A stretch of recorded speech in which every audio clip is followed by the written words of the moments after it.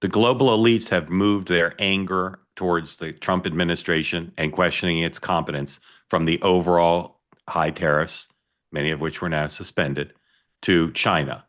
And the global elites are saying that this is a poor plan, that it's not going to achieve any U.S. goals. Wall Street Journal editorial page, finance Twitter is saying this is going to create a huge problem for the world economy.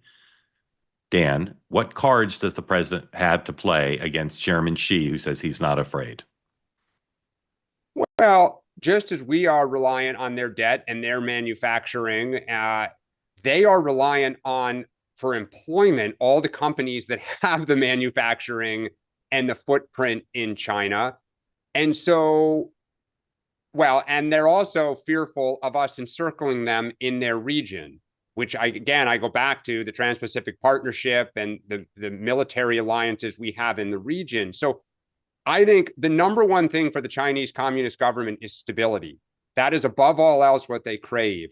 So if they start having real economic pain in China, the leadership is going to become terrified of an uprising. So we do have some cards. It's just they have an equal amount of cards to play against us, to inflict pain on us. Sean. I mean, I kind of agree with Dan. I mean, they hold a lot. China holds a lot of cards in terms of debt, but they also can't have. I mean, they need us too for a lot of other things. So I think it's, and they also got to be careful. Oh well, I don't know how much now, but I mean, they like the more that we don't get a deal, and there's an attempt to create some kind of alliance against China, that hurts their long term viability. And I think that they've got to be careful they don't overplay their hand right now.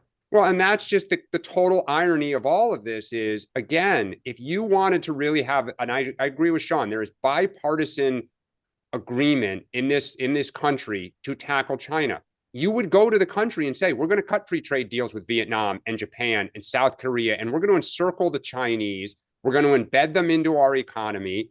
We're going to put, troops around them as we have right now. You'd go to the Europeans, you'd go to others to say, this is our mission. We are going to confront and kind of wrestle stuff away from China. Instead, we're punching people in the face and saying, you owe us and we're going to right every wrong with you. And we want you to help us with China. And the Chinese are going around saying, we'll build bridges. We'll make investments in your country. Like, what can we do to kiss your ass to be with us against them? Maybe it'll work, but it's hard.